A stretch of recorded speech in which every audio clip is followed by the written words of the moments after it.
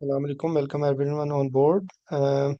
Yesterday we discussed some of the topics about ICU. Um, I will just quickly review and then we will try to cover some more remaining topic. Usually the basic thing which you should be knowing about ICU is that how to evaluate a patient in ICU and what are the journal care, because usually the patients who are admitted to ICU, they have some condition which has become unstable. So that for that reason the patient is in ICU. That's the main thing. And there will be certain parameters which you will be using for evaluating the severity of the disease, and some parameters for prognosis. And then there will be certain things which are generalized and certain things which are specific. Okay. So we covered the basic understanding about how to evaluate a ICU patient and how to have the baseline, or you can say the common things which we do.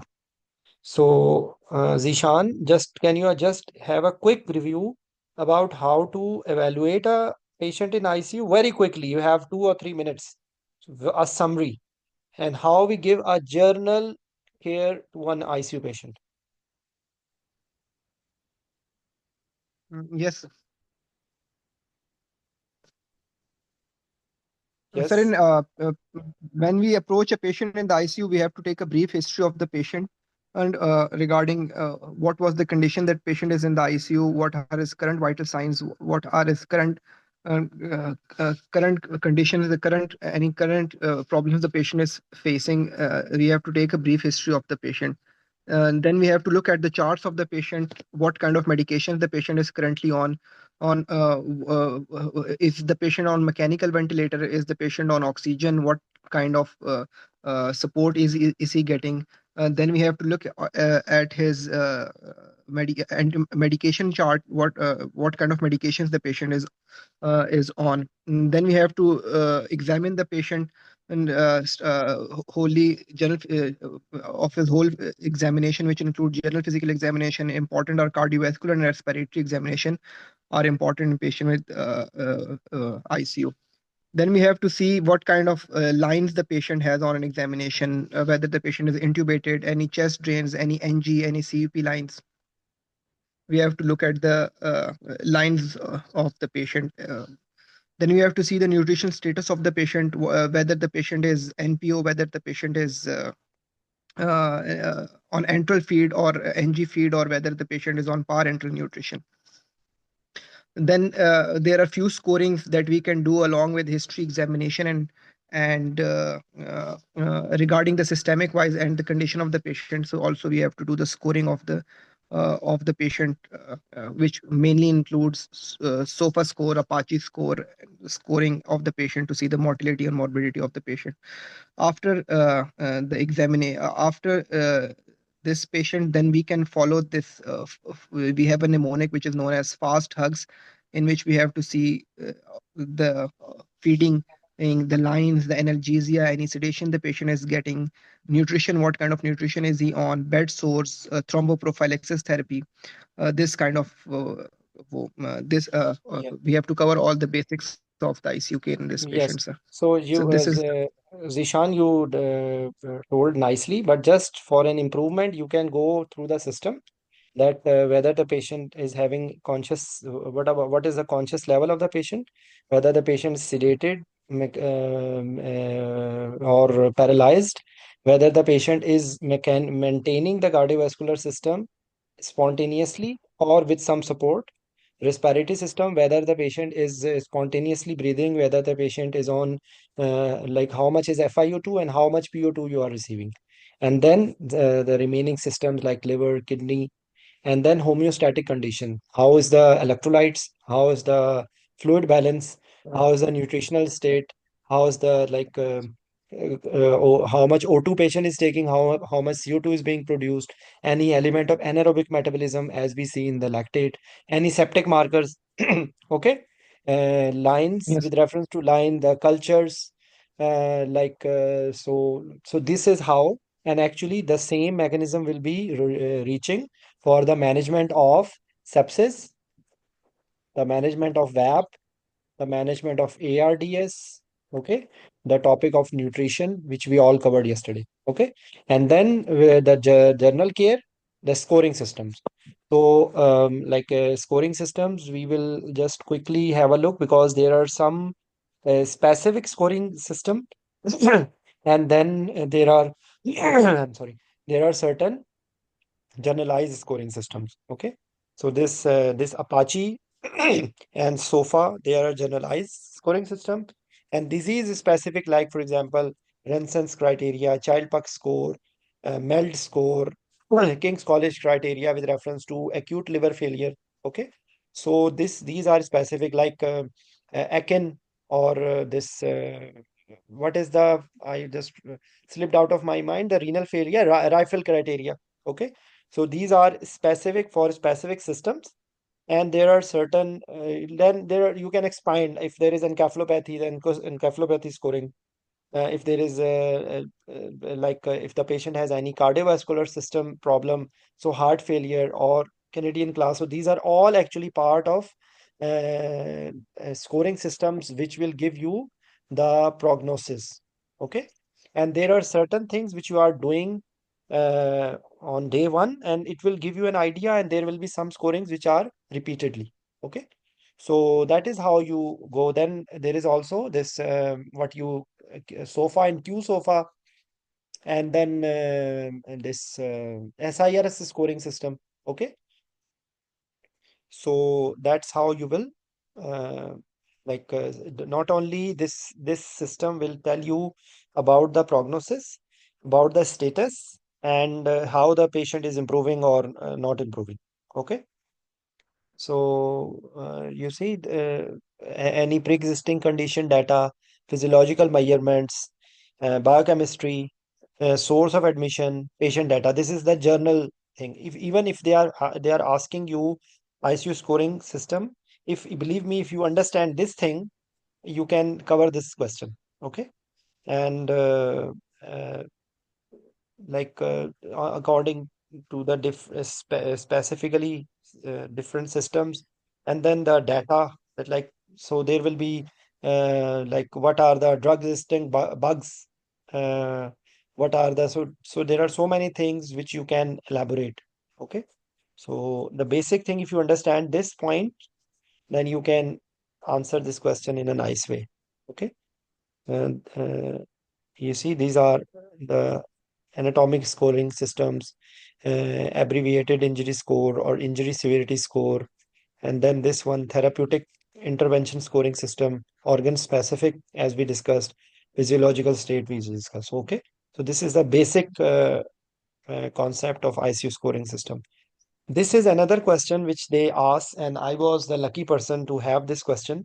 And when I was asked, I had no idea whatsoever about this question, but there are certain things, that how much should be the bed distance in ICU, like this is ICU administration, ICU environment, how much should be the noise, how much should be the humidity, how much should be the like a number of things are common in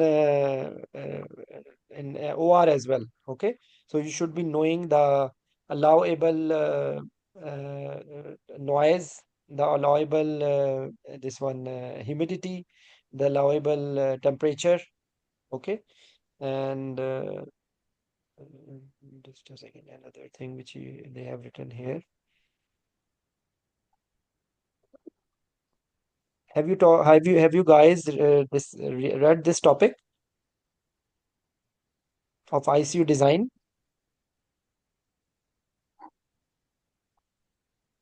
No, sir, I've not read this.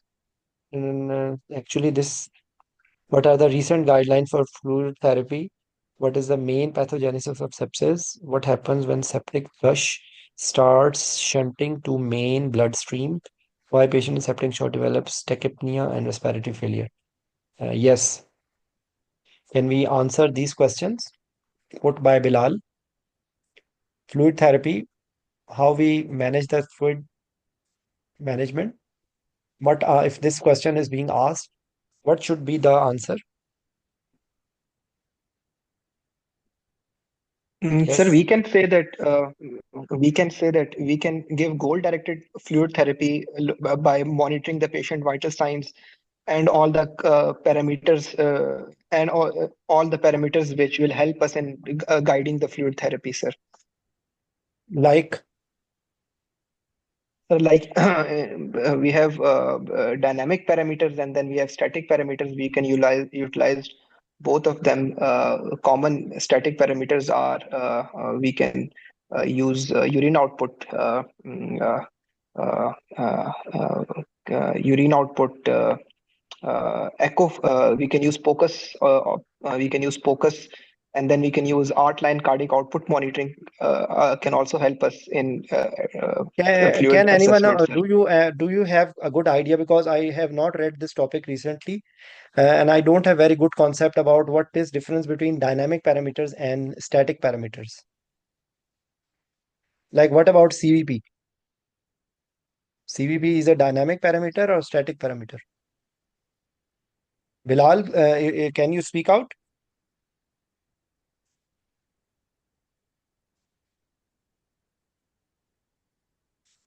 Tachycardia, IVC measurement.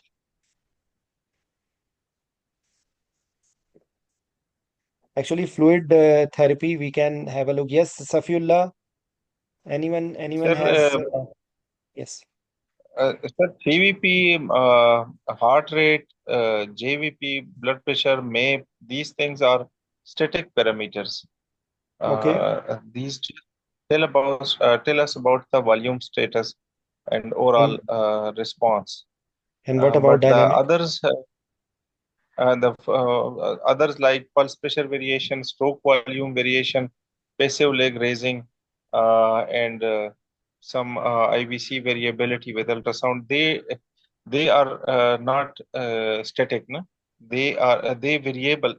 They are variables because like with volume there would be difference. There would be not specific. ICU, CVP could be fixed, heart rate could be fixed, or thing like that. But they should the others show dynamic response with fluid change with fluid shifts. Very good. So stroke volume These are the variation, pulse pressure variation, these are yes, dynamic parameters. patient. And we measure it through cardiac output monitors, various type of cardiac output monitors. We do it with the simple urine output, journal physical examination. Okay. On like how is the like any signs of dehydration or overload with reference to simple auscultation, ultrasound, this concept of POCUS. This all will tell you about the fluid status, IVC measurement, and okay. So, like how you guide therapy? This will be the you are following the parameters. Your overall. Yes, Sorry. sir. Sir. Actually, two types of patient are there. One type of patient which remains on ventilators, and the others which are not on ventilators. So on the ventilators, is there are pressure and volume changes because of ventilator. So the dynamic variables, like we discussed pulse pressure variation, stroke volume variation. So they remains dynamic because we use pressure or volume control. So the parameters are not static; they are variables. They are dynamics. But the in others like the patient not on ventilators, then the parameters with us like CVP, heart rate, blood pressure, they remain static. So they are more reliable in that case. Oh, okay. Uh, then you see what is main pathogenesis of sepsis? What Sir, happens? main in sepsis, actually, infection occur in some organ.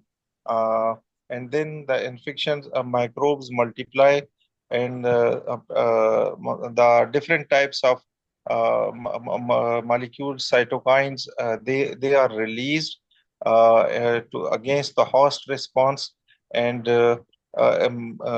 it leads to inflammations, and then different types of mediator release cytokines. Complement system is activated.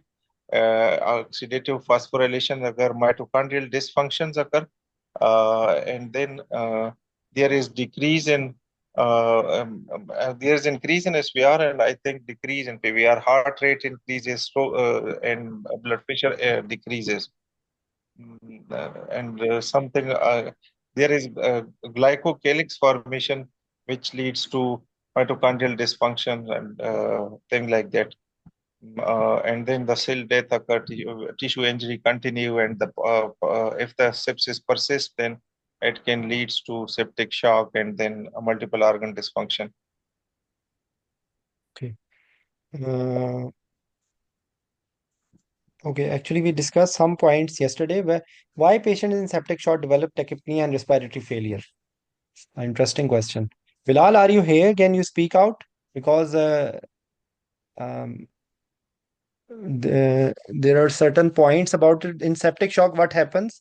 There will be the pathogenesis of sepsis, which we discussed. There will be a lot of vasodilatation, and as a response to that, there will be tachycardia. Is will be what about this tachypnea and respiratory failure? Is it reference to the because the perfusion is not maintained, and as a response there is anaerobic metabolism. As a response there is tachypnea. Am I right? Sir, Sir, could it you're be right. sir, could it be due to Yes. maybe early development of acidosis and as a compensatory respiratory compensation to counter that acidosis respiratory rate increases? That's what I Yes. Right. Microvascular dysfunction, when it continued, then the perfusion affected. When the perfusion affected, then lactic acids increases, and lactate is increased. We all know that in septicemia, lactic acid is increased, as we were discussing yesterday as well. So the lactic acidosis leads to a further hypoxia, and the metabolic acidosis continue, compensated by respiration, which present then the patient present in the form of tachypnea and tachycardia. Is the Yes. hypotension is there, uh, then the patient. Sharjeel, I can see your name, so if you have few minutes to speak out, that will be great for us.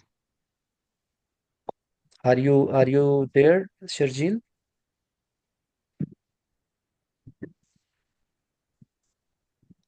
Anyways, I hope that you will give us few minutes. Sharjeel is a brilliant anesthetist from Pakistan. He's working in UK. Actually, the problem right now, which I face a little bit, no problem. So if you can, okay, you can if you can put out some points, if you can add anything, we will be great. It will be great for all of us. Anyways, so let's move to the other topic. What is pancreatitis? Sir, pancreatitis is the inflammation of pancreas, which is exocrine and endocrine glands. So Okay. it's inflammation.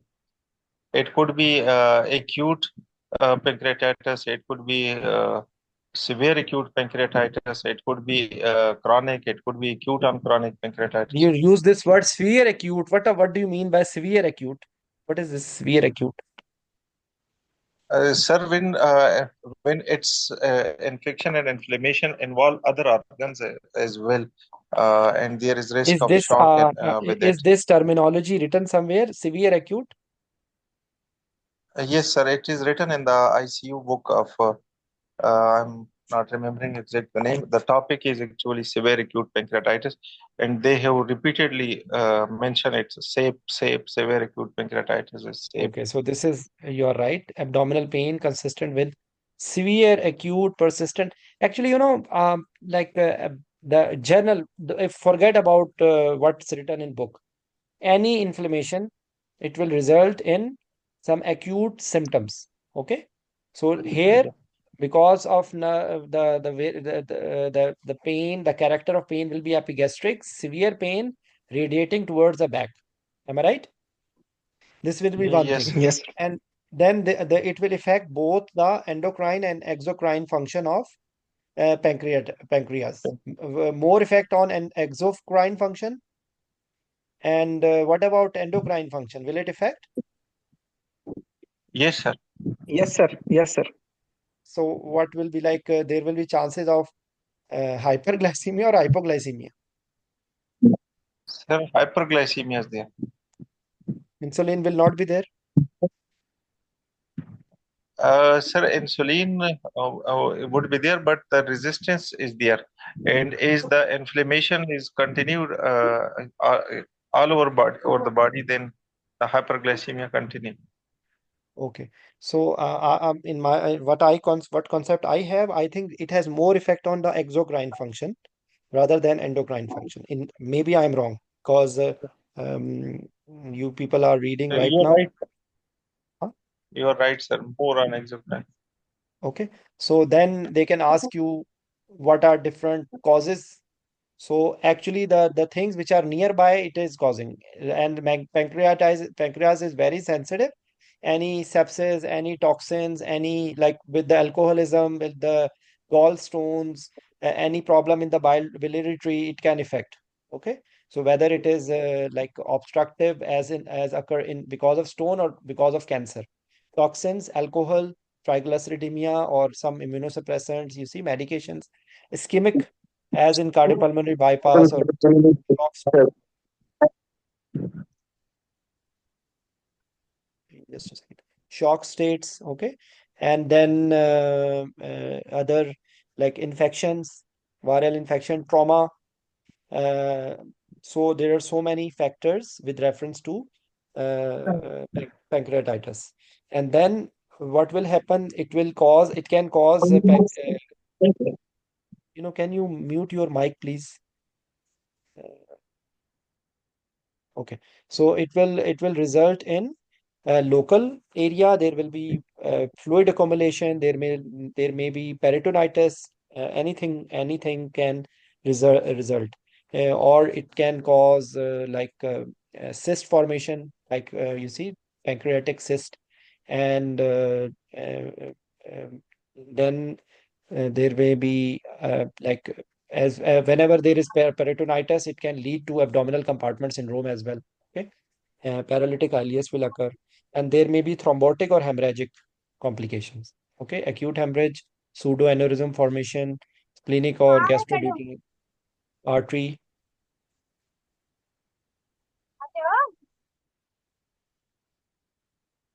Okay, so it has very high mortality in then. Okay, so you see mild acute pancreatitis, moderate acute pancreatitis, severe acute pancreatitis, presence of persistent organ failure.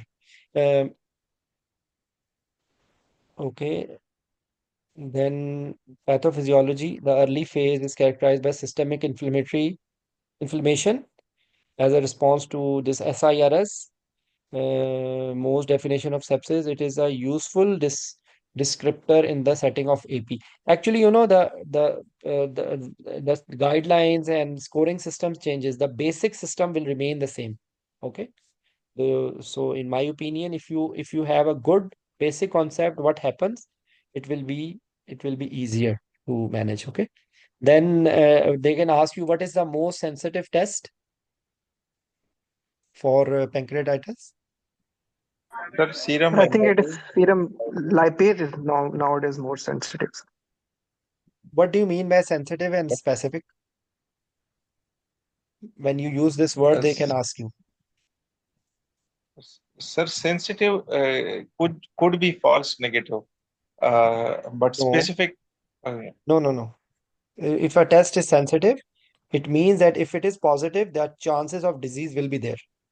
There are more chances of that disease. So it means that it's a sensitive test. That like if, for example, if lipase is raised, so it means there are more chances that pancreatitis is there. And what is the specific?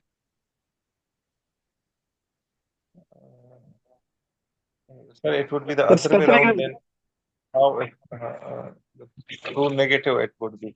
If it is not raised, not positive, then it should be true negative as far as specific is concerned. Yes. Zishan, is it right? yes, sir. This is right. Like if that test is telling you that if that no, that is not positive. If it is negative, it means the disease will not Negative. be. Yes, sir. Okay. So Safiullah, you said positive. It's not positive. If that test is negative, it means that is their chances of disease there will be no. Like at least likely the disease will not be there. So one is true positive and one is true negative. Okay. So Yes. whenever you are telling, you should be knowing about it. So what is Ranson criteria? Uh, because they will ask you about this criterias. What is Ranson criteria? What is this Glasgow uh, criteria, CT scan criteria? They will ask you the two, three criterias. So you should be knowing about it. You see, this is Ranson criteria. Okay, then with age, WBC count, blood glucose, LDH, and AST. Okay, so they do it at 0 hours and 48 hours, and you should know the parameters. So how it change, and if at 48 hours there is fall in hematocrit, BUN is increasing, calcium is decreasing, PO2 is decreasing, base deficit is increasing, and there is a lot of fluid sequestration. Okay, so this is parameters for this one. Hansen, and this is for Glasgow. So Glasgow system to predict acute severe, does the same. You see, you should know the parameters. WBC, blood glucose, BUN, PA2, calcium, albumin, LDH, AST. Can you just correlate? WBC is with reference to infection. Okay. As you told that, like as we say that there is endocrine effects as well. So endocrine effect will be with reference to blood sugar. Okay. Then why BUN increase? Do you know? Can you tell me? Sir, maybe Sir, because is we there is renal hypoperfusion, sir, and due to renal hypoperfusion, BUN increase. Like we are saying that there is a lot of fluid sequestration. So intravascular volume and Yes, sir. shock like feeling. So in that you can say dehydration, BUN will increase. Okay, PO2 as a general parameter, because if patient is sick, patient is not breathing nicely, so it can affect like that. Why calcium? I don't remember. Can anyone tell why? What's the reason for decrease in calcium? Because LDH and AST is reference to liver function. So albumin is also because of that thing. Calcium, I don't remember where, once upon a time I read about it. So you can just check it out why calcium is decreased in pancreatitis. Okay. Then they do I CT think, scan. sir, saponification occur in it. Sorry. I think, sir, saponification occur in pancreas, which decreases calcium. But Very good. we need to be confirmed. So just confirm it, because this question, if remember one thing, whenever you are reading any criteria, you should be knowing that what is the reason. Okay, they can ask you that why it occurs. Got it. So whenever you are saying something, you should know that what is the inference of that thing. Okay. Yes, So, sir. like this is the like it's an old article, but it's written very nicely. So, early recognition of severe disease with reference to the same parameters of sepsis. So, the sepsis management will be there. Fluid resuscitation will be there because it's a very painful procedure condition. So, pain management is a very important thing. And then, very important is the underlying predisposing condition. That's as we discussed that if they are doing in acute setting, even the the treatment of gallstones or biliary tree anywhere. So if there is cholangitis and you don't treat it, it will lead to pancreatitis. So the removal of cause is very important. Okay. And then prevention and early recognition of complication, nutrition, novel therapies we will see. I don't remember what are neural therapy. And they can ask you what are indication of surgery in pancreatitis. Usually it's a medical management. It's an ICU care. So general ICU care will be there. Okay. So if there is cyst formation and antibiotic cannot reach there, they will try to drain it. Am I right? This is the basic concept. Okay. So if it is a collection with cyst formation and antibiotic cannot reach there, then they have to drain it. Frequent communication attributed to sponification. Very good. Thank you. Uh,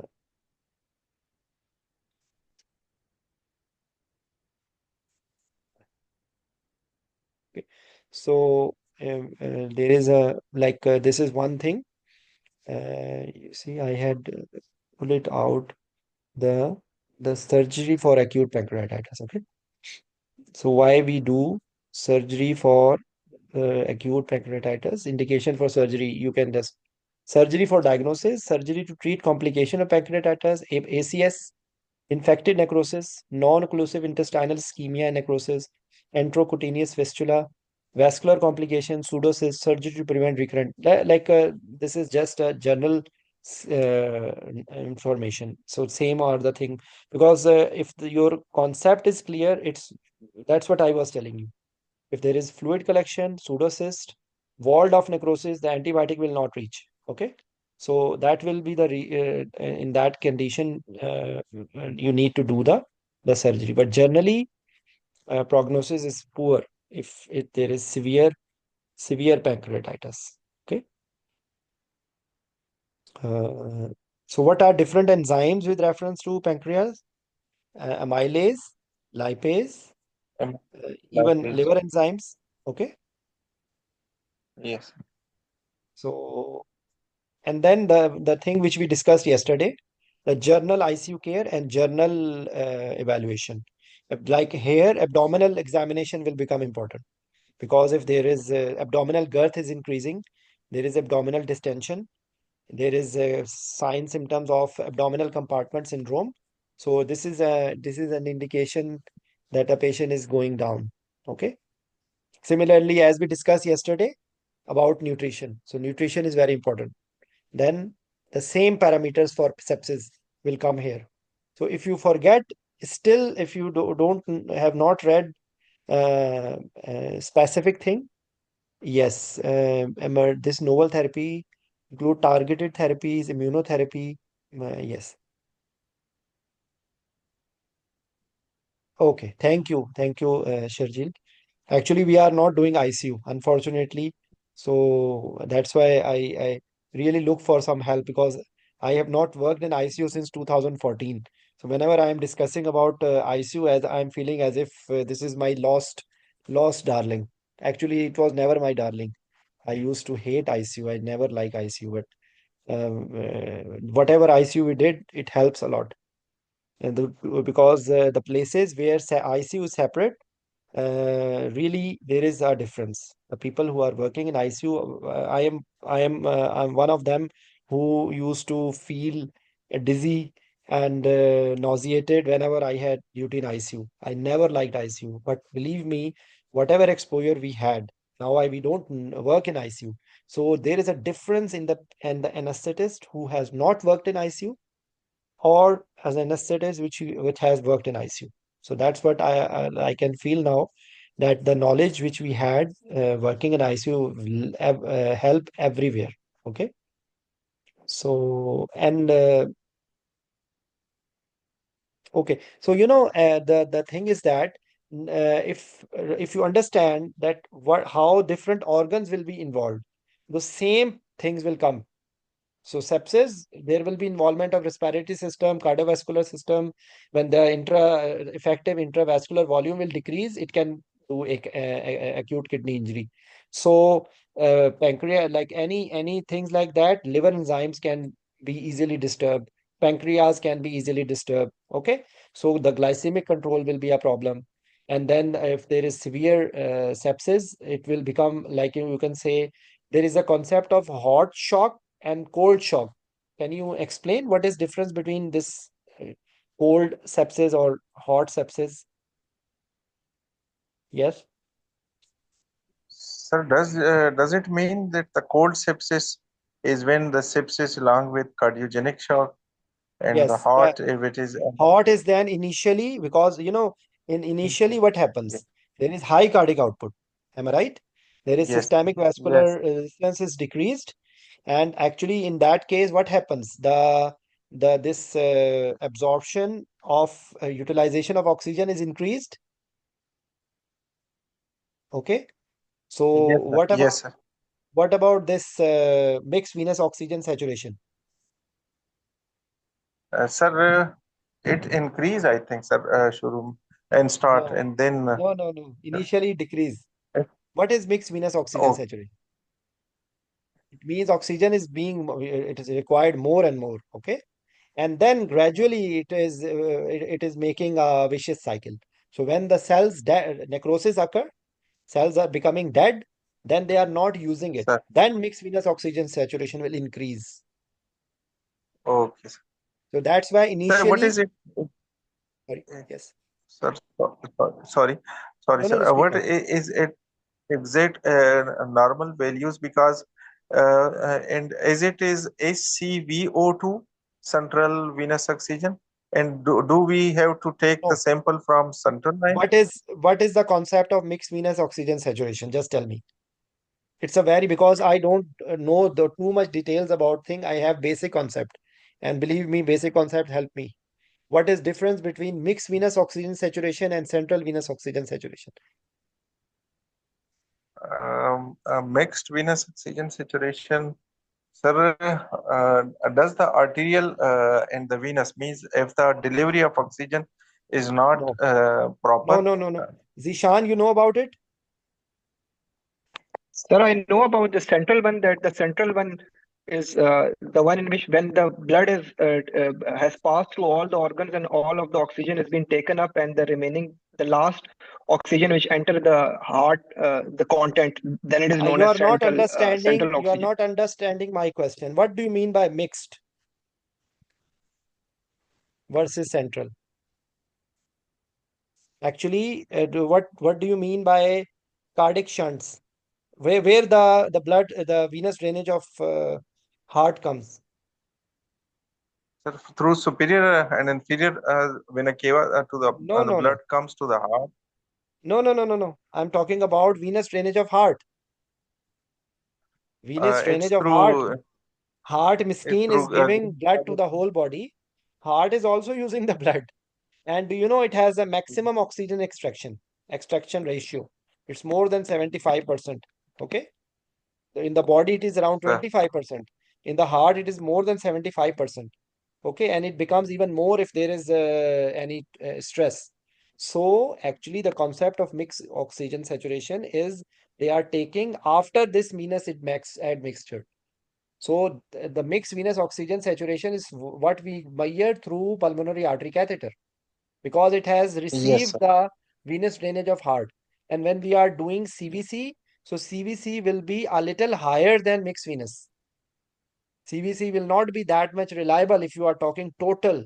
But generally, because mixed venous oxygen saturation is difficult to measure, so now they are even measuring CVC. So they are doing ABGs and they are doing CVC and they are comparing it. Okay. So it is giving you Sir. because what's the reason? For example, there is one stage in which oxygen requirement is more and the body is not able to handle the requirement. And there is another state that when cells are crying, and they have died. Now there is oxygen, but it is not being utilized. So when oxygen is there, but it is not being utilized, that is what is dangerous thing. Okay. So initially, if you remember, the goals of fluid resuscitation is mixed venous oxygen saturation more than 70 or 75.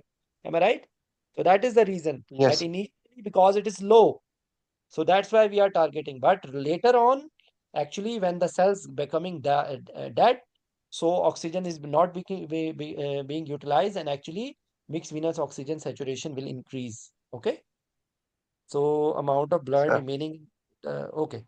Uh, yes, not superior vena cava. Just a second. Amount of oxygen remaining in the blood returning to the heart after it's being used by the body's tissue. No, no, my dear. You have to add the heart. Okay. So I think this is not correct. Anyways, so I hope you understand the concept of this mixed venous oxygen, because that's the whole concept of managing a patient with sepsis. Okay.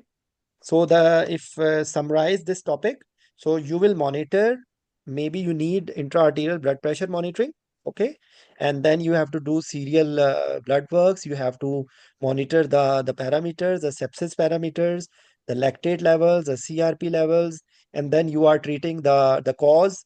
So actually, that's why actually pancreatitis topic has a lot of things which are common to sepsis management. Okay, so that's why it's a frequently asked question. Even this question was asked in one of the table viva, because I was expert in appearing in viva. I appeared 3 times and passed in the last attempt.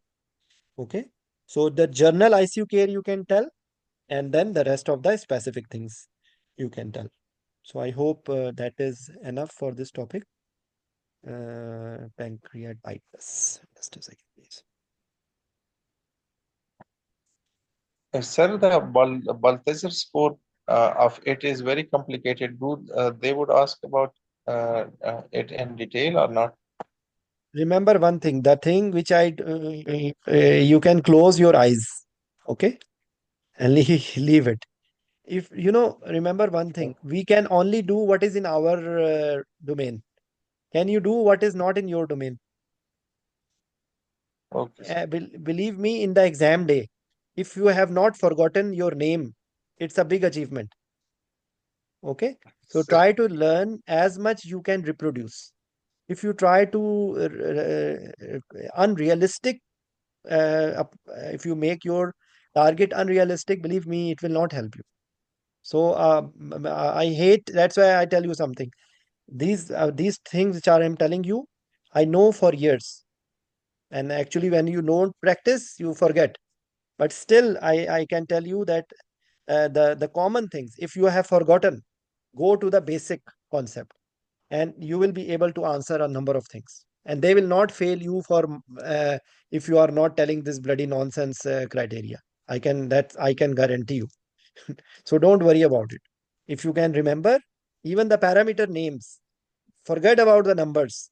If you are even able to reproduce the parameter names, you will pass. In MCQs, you have page memory. Okay.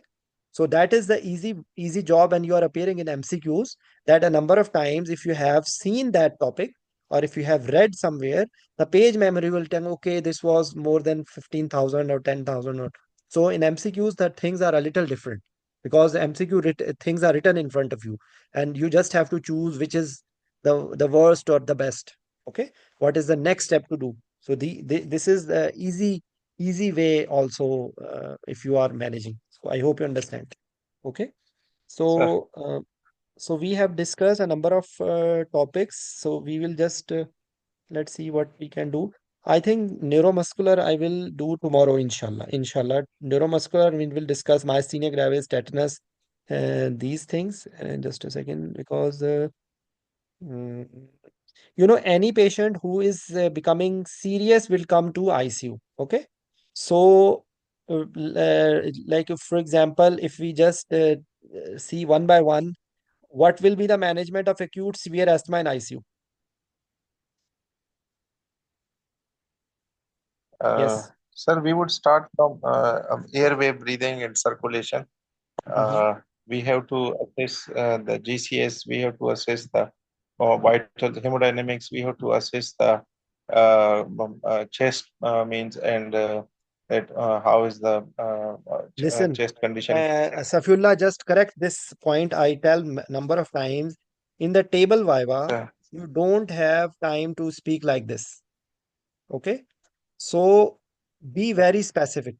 Here you have to, airway breathing circulation is fine. You have to immediately assess the severity of the problem. So how will you assess the severity?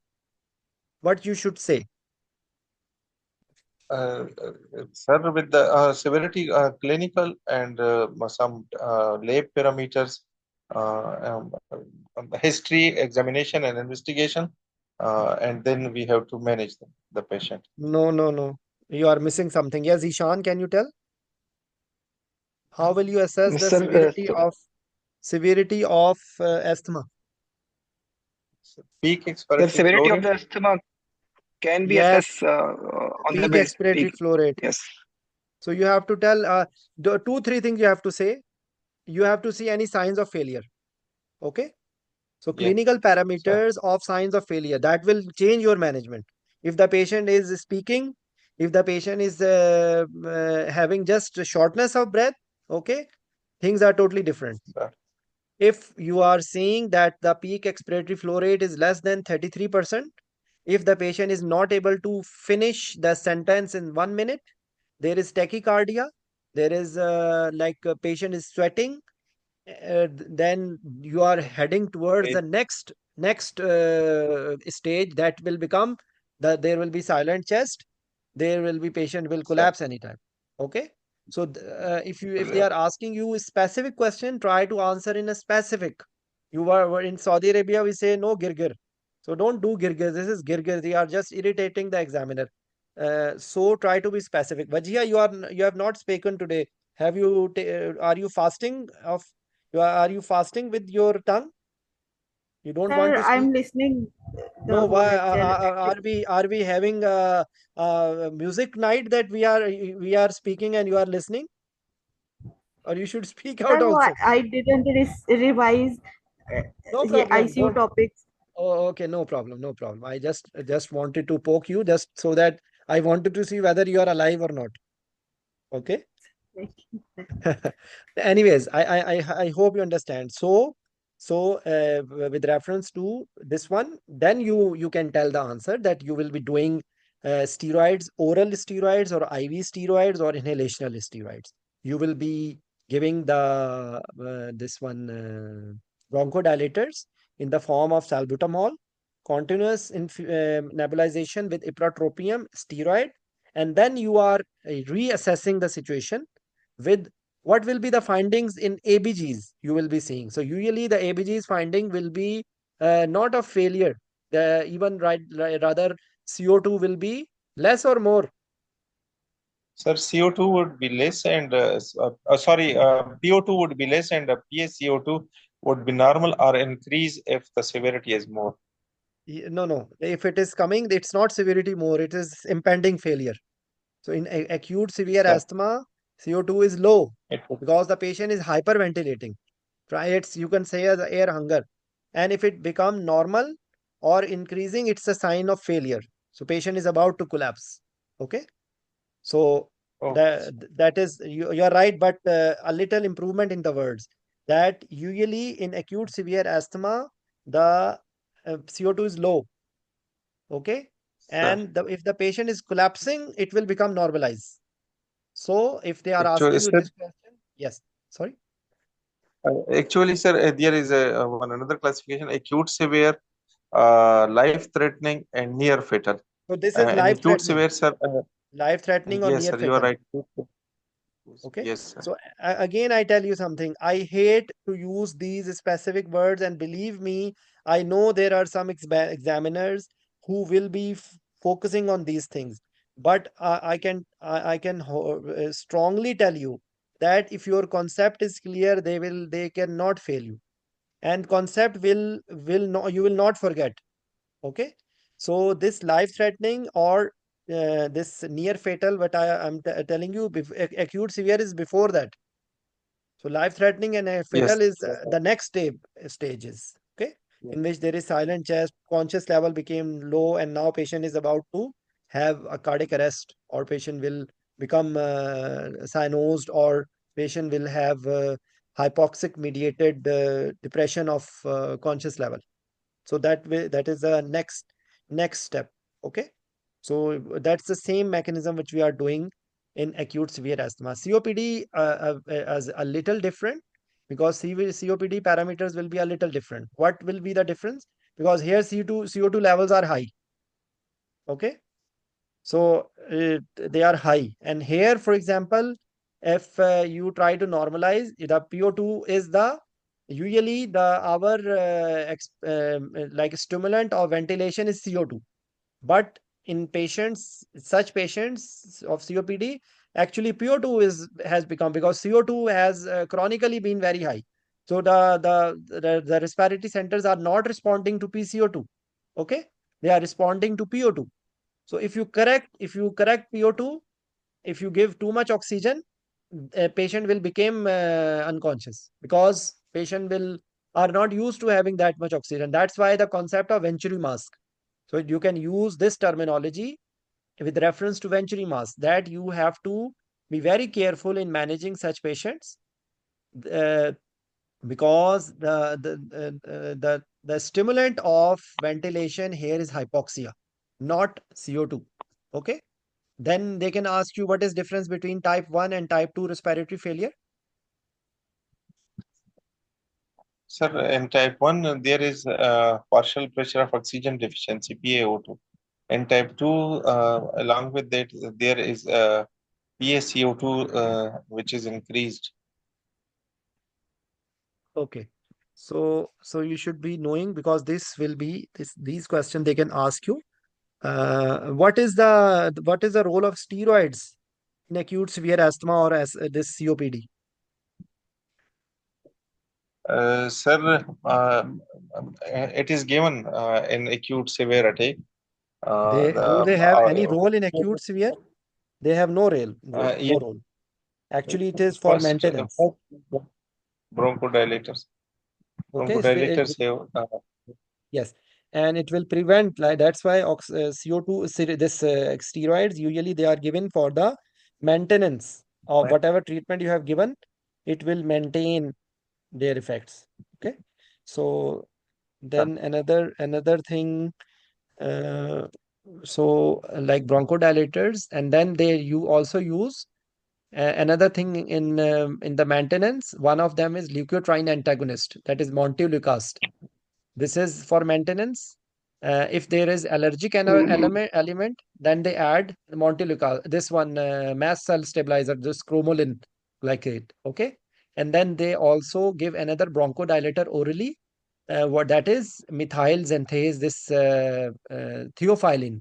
Okay, aminophylline before used to be used in. What was the use of aminophylline in acute severe asthma? sir, I think it's also doing bronchodilation.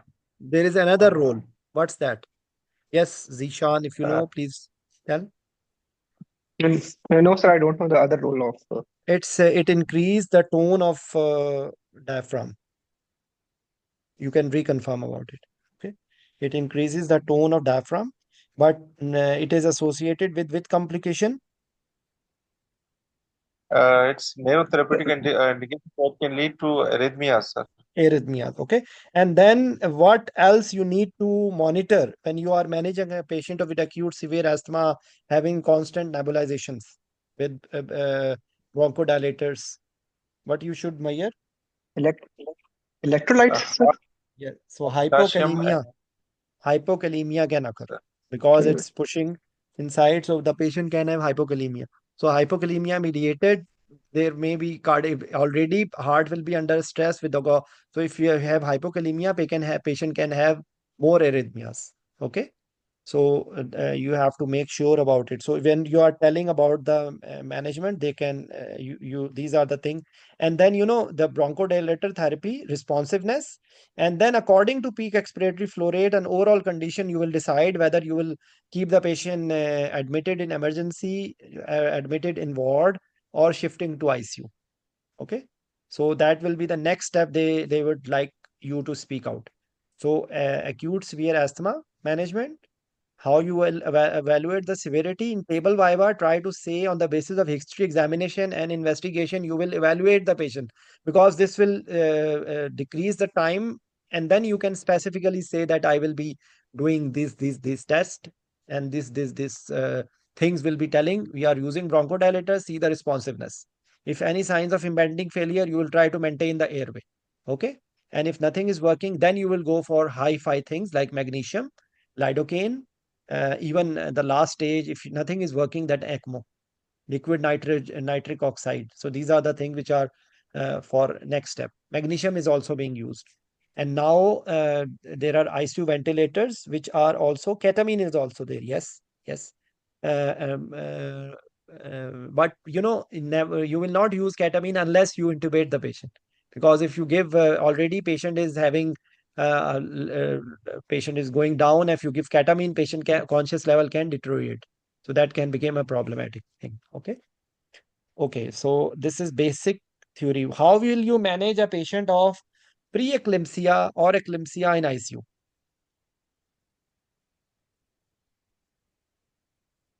Sir, preeclampsia leading to eclampsia. Again, it's a life-threatening condition, so we would assist the patient and we would do airway breathing circulation. We would pass IV lines. We would start antihypertensive. The drug of choice should be we use labetalol and the Or boluses or labetalol or or hydrolazine and hydrolazine. Okay. magnesium You sulfate. can Magnesium say in sulfate we addition use. to, now you have to monitor some things. Okay. So what will you Yes, monitor? sir. In addition to magnesium level monitoring and Magnesium along with level respiratory. monitoring will be a little go very simple. Would you like to take arterial line? Sir, we would do a pass arterial line. We would monitor the patient reflexes for magnesium toxicity, the ECG, and the respiratory And rate and the cardiac and function, and GCS, and and and if you will uh, not tell this thing, keep examiner will keep on asking and you are not telling a very important thing when you are giving the magnesium therapy. Urine magnesium, output, sir, sir. renal function. Urine output. So can you tell me how Urine. magnesium decrease urine output? Sir, magnesium is his nephrotoxicity. No, That's why. no, no, Safiullah, I'm sending you a drone. Okay, you're wrong. Magnesium has nothing to do with urine output, my dear. Magnesium level will increase if their urine output is there is Yes, no urine output. So make yes. sure, It, because these patients have decreased intravascular volume. Okay, so yes, patient can have AKI. If the sir. patient have AKI, then urine output will not be there. And if you keep on giving magnesium, it will become toxic. So magnesium has nothing to do with urine output, my dear. But urine output has a significant effect on magnesium levels. Okay. So kidneys Sir. are maintaining the magnesium levels. So make sure whenever you are giving magnesium therapy, you have to monitor the urine output. You have to maintain the ECG, the respiratory parameters, and the deep tendon reflexes. So the stages will be deep tendon reflex, respiratory changes, and ECG changes. So that is step by step. And then you are monitoring. You can send a baseline magnesium levels before you start the therapy, and then you can monitor. If it is going towards a toxic level, I don't remember the levels. You should know that one level is in millimole, then milliequivalent, and then milligram per deciliter. Usually, what I remember, this is lowest, this is almost double, and this is almost double. So it's like that. So you should know this is the SI unit, but practically in our country we are using magnesium mg per dl. So you should remember in one level at least. Okay. So initially it will be effect on deep tendon reflex. The second stage will be respiratory, and the last stage will be cardiovascular. So this is all about magnesium levels. Then pre-eclampsia, eclampsia, PIH, you have to tell that you have to keep gynae ops people on board. Okay, and it's a multidisciplinary, multi discussion. What is the you have to decide? You have to decide when because three things your target: control of BP, control of or It's control or prevention of fits, and Sir. get rid of baby, delivery. delivery of baby. Okay, so you will try to progress the pregnancy, but if you have to choose between the baby and the mother is priority. So you will try to give some steroids. You will keep the neonatologist on board. and you will try to deliver the baby. So that is the answer if you need to. This is because this is the most commonly asked scenario, either bleeding or this PIH. So if they are asking you this question, even in pre-op, I know that I'm asking you with reference to ICU, but in this question may be asked with reference to management. So this is the answer which you have to tell. Okay. So magnesium therapy, control of BP with labetalol or hydralazine, and control you start magnesium sulfate, you monitor magnesium levels, you keep the patient in ICU monitoring intra-arterial blood pressure, and you discuss the things, steroid, and you deliver the baby. That's a scheme. And the same thing they are asking in MCQs. What is the most appropriate step? What is the next step to do? So these are the things, if you understand how you proceed, you will be able to answer. Okay. So that is the sequence of events for this one. What about status epilepticus in ICU? Sir, again, we would consider it as a life-threatening condition. So we would do the airway breathing and circulation approach. And then we would pass IV line. We would give anti-epileptic drugs, and we would Okay, so also just a measure second. I will stop you here. If IV line is not there, you will keep the patient fitting. no, sir. Then we can give other route But like, like per rectal, oral, intramuscular. We can use anyone. yes, okay. Uh, So what are options sir, you should be knowing? Intramuscular midazolam, or this one, this intranasal midazolam, rectal diazepam. Okay. So you have to tell sir. these things. You should be knowing that if you are not able to, what's the problem if the patient is fitting? What's seriousness? If the patient is fitting, Sir, there is what are risk your of problems? sir, there is a risk of aspiration. There is risk of cerebrovascular accident. There is risk of other injuries like tongue bite, and there is risk Fractures, of Cerebral fractures. hypoxia. Sorry? Hypoxia, sir, hypoxia. There is cerebral hypoxia. Patient is Yes, continuous fitting. yes, yes. Like and neurological the damage. cause Neurological damage can neurological. occur, and it is just Yes, like you can say it's an arrhythmia of brain. Okay. Like yes, in any yes, arrhythmia, the heart will be damaged. So in if the patient is fitting, so it's like arrhythmia of brain, and it can cause damage, neurological damage. So in the form of stroke, or in the form of any neurological deficit. So that's the concept. And then you will try to, at the same time, you will be attempting any causes. The if the patient is like in history, you will know whether the patient is having a history of fits, or the patient is having any acute insult. It may be like neurological reason, it may be metabolic reason. Okay. So what are different causes of fits? Sir, the causes could be hypoglycemia, causes could be electrolyte imbalance, hypocalcemia, hypomagnesemia. The causes could be some tumor, causes could be some brain abscess, some trauma. The causes could Post be CPR, accident, post CPR. post CPR, sir. Post CPR, sir, status epilepticus occur. I have read No, no, something somewhere. fits. I'm talking about fits. Seizure can occur with Okay, trauma. sir. Seizure can occur with the like if patient has cardiac arrest, it can be associated with fits. Yes, sir. Okay. Yes, So, sir. so that's you just have to think about, or toxicology, you are missing this word. Any Yes, sir. toxicity can cause in the form of fits. Alcohol withdrawal can cause, Alcohol stroke withdrawal can can cause cause. So meningitis and when encephalitis. yes, so actually this is an algorithm you can follow.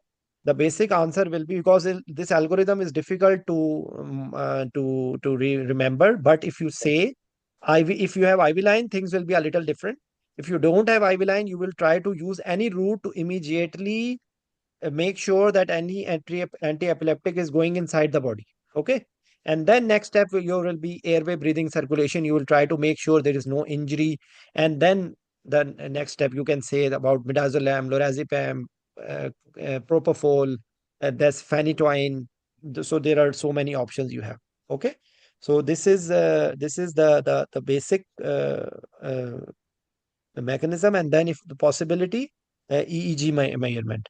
Then one will be to control the acute fits, and then one will be to find the cause, and one will be to have maintenance. Okay, so maybe they are starting anti-epileptics, so maintenance, in initial management, and then maintenance. So you can read about it. Capra is frequently used now for the prevention as well. If any patient who has history of fits, and now you think that there will be any stress, metabolic stress or hemodynamic stress, and it can lead to fits, so they load the patient. And in any anti-epileptic patient on any anti-epileptics, you try to have prior drug levels. Okay, so these are the things which when you are answering this question, all these things, electrolytes, drug levels, extra dose of anti-epileptic, and trying to avoid the factors which can reduce the seizure threshold. You will try to use the medication which have more anti-epileptic effects, like you will prefer to have thiopentone if possible. It has more anti-epileptic effect than propofol or midazolam or anything.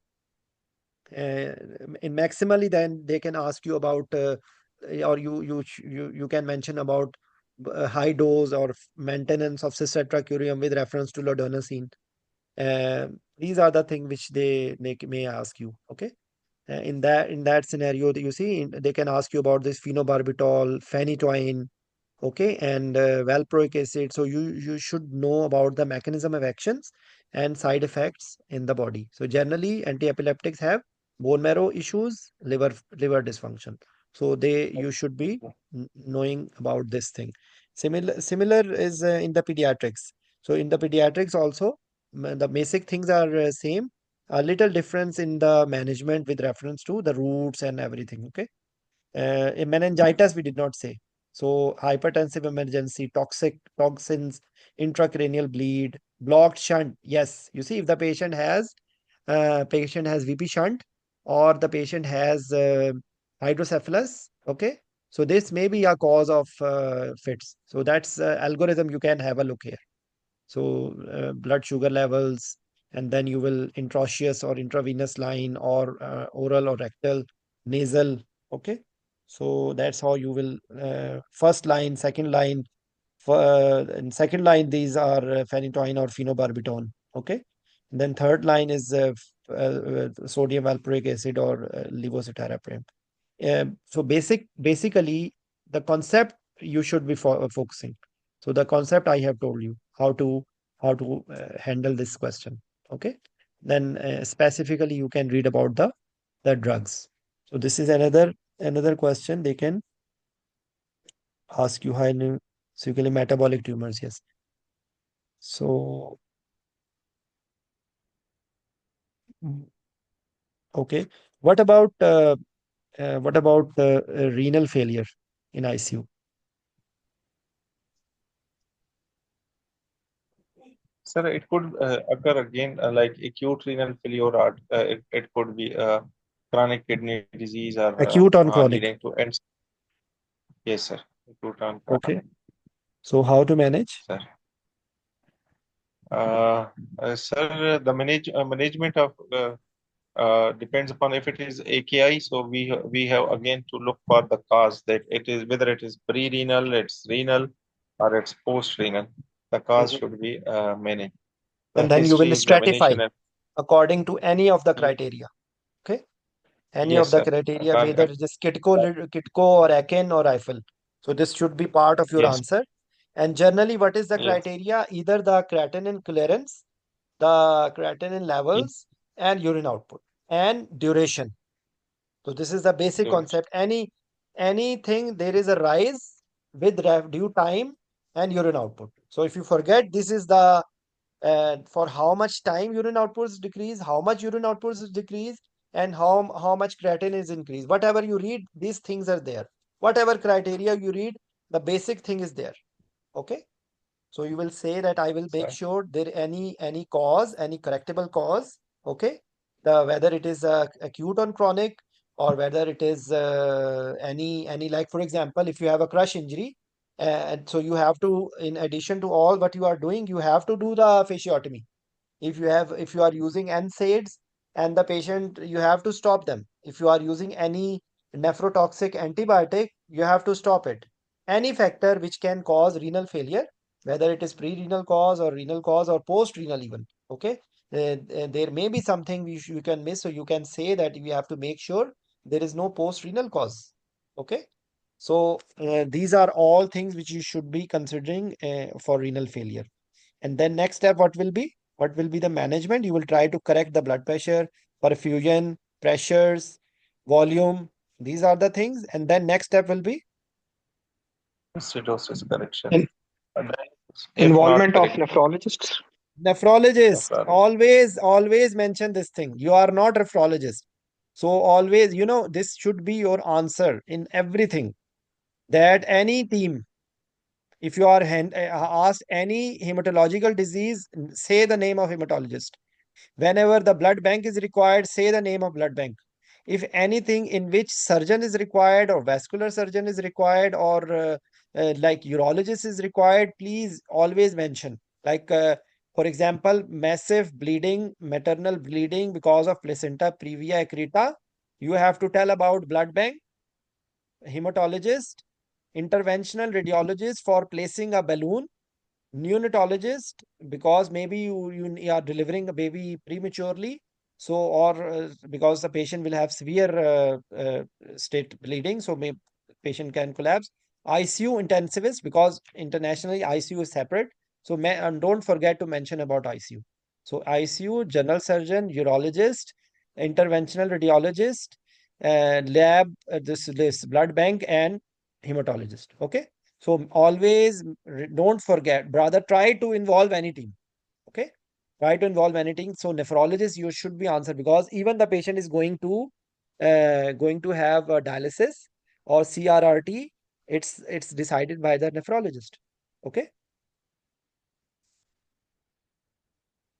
So renal ultrasound, biopsy if needed, CT scan, urine RE, urine cultures, and other, if what the effects of renal failure. The effects of renal failure will be in the like, it may be electrolytes, it may be metabolic system, ABGs.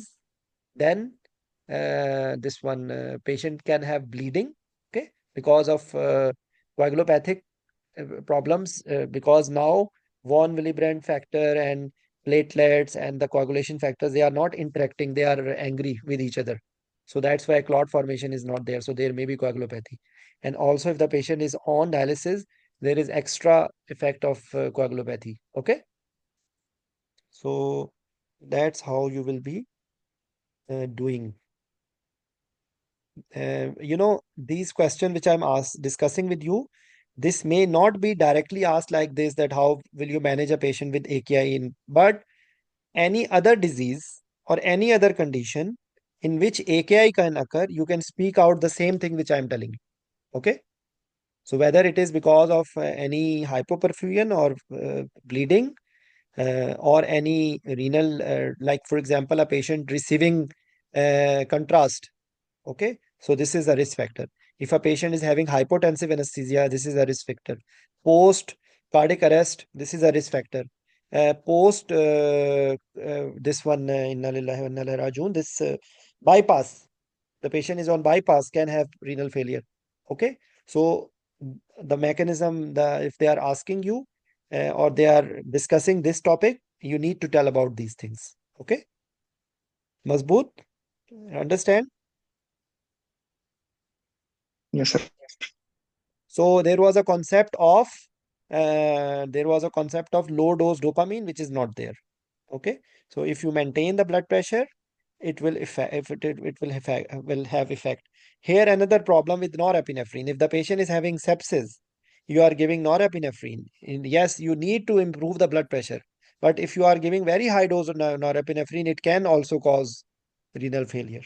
Okay, so This is something you, and then even patient can go in fluid overload. So pulmonary edema can occur, peripheral edema will be there, then the patient can have uremic encephalopathy. So these are the sequence of events of this thing. We will discuss few words about what is different types of this one.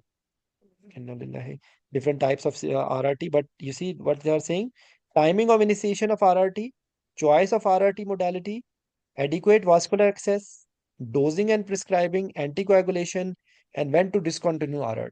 You know, these factors, if you understand, you can answer a lot of things. Okay. Uh, it's very nicely, this source is a wonderful source, anesthesia and intensive care medicine. So this is a very nice source. You should have a look here. It's there in the year-wise articles as well. Okay. Uh,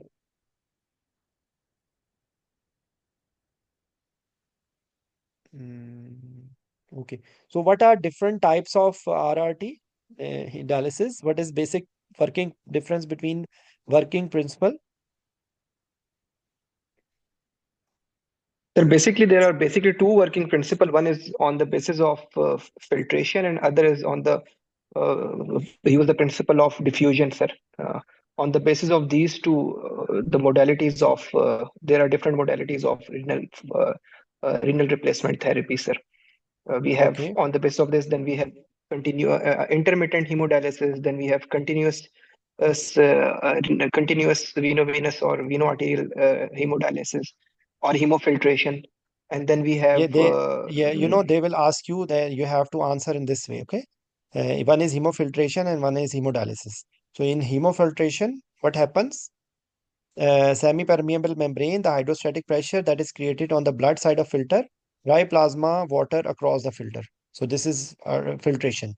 So molecules that are yes, small enough to pass through the membrane, less than 50,000 Daltons, are dragged across the membrane with the water by process of convection. Okay. The filter fluid is discarded and a replacement fluid is added as an adjustable fashion according to the desired fluid balance. So this is the concept of hemofiltration. And in hemodialysis, what happens? Blood being pumped through an extracorporeal system that includes a dialyzer. In the dialyzer, blood is separated from a crystalloid solution dialysate by a semi-permeable membrane. Solute move across the membrane, okay, along their concentration gradient from one compartment to the other. According to Fick's law, bicarbonate moves from the dialysate to the blood, whereas urea potassium, because the patient is having acidosis, the bicarbonate is moving in and potassium and urea is coming out. So in order to maintain the concentration gradients, therefore enhance the efficiency of the system. So this is the basic working principle. Then they can ask you different types, so you can tell about this thing. And then another important question they can ask you: what are dialyzable and non-dialyzable things? Okay, so you can have a look here which things cannot be dialyzed. So lithium can be removed, alcohol, this methanol, ethylene glycol, salicylates, barbiturates, metformin, and these are the things which cannot be dialysate. Tricyclic antidepressants, phenytoin, beta blockers, benzodiazepines. So they can ask you about this thing. Usually the big molecules cannot be removed. So uh, okay, so indications, they can ask you what are the indications of RRT, fluid overload, hyperkalemia, acidosis. So actually, you should know the questions they are going to ask. What is RRT? What is difference between hemodialysis and filtration? The hemodialysis, you have more hemodynamic stress. So in ICU patient, constantly they are doing CRRT to clear you generally more water clearance through CRRT, volume overload, and toxins. Still, they need dialysis. The decision according to the patient and according to the advice from the nephrologist. Okay, see, uh, small molecule dialysis or filtration. Filtration, middle molecules, filtration better than dialysis. Low molecular weight proteins, filtration. So you should be knowing about it. And then what are the problems? They can ask you about this disequilibrium syndrome and the chronic patient on dialysis. So this will you should be knowing what are the electrolyte imbalances and what are the things which are associated with there. Okay.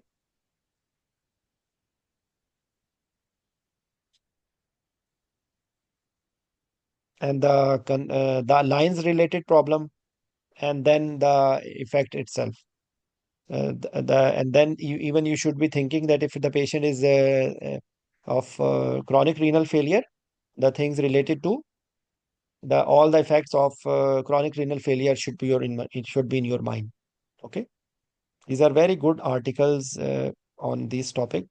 You can review from here. Okay, so I think uh, I will stop here. There are certain topics which are remaining. Inshallah, we will try to cover like neuromuscular problems. We will try to cover tomorrow. It will be starting from tetanus, and then rhabdomyolysis, myasthenia gravis. So we will try to cover that one and poisoning. Okay. So thank you very much.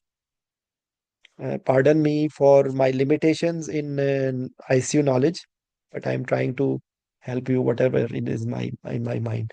Okay, Zishan and Safiullah, inshallah. See you tomorrow. Bye bye. Thank you, Thanks. sir.